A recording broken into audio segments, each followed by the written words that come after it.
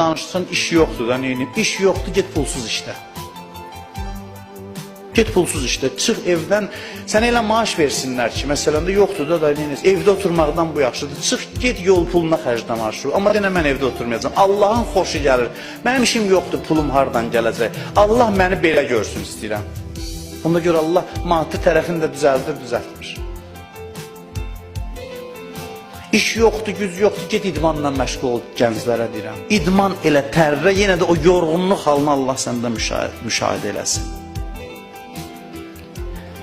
Əziyyət çək, yorul, nurani ol ki, namazda da ləzzət ala biləsən.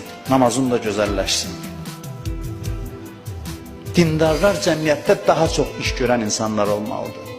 Dərsdə ən çox əziyyət çəkən dindar olmalıdır. İşdə ən çətin işə özünü verən o tənbəl insanlar var. Tez sürüşsün ki, rahatını götürsün, getsin. Yoxdur. Ən çətin işi görsün,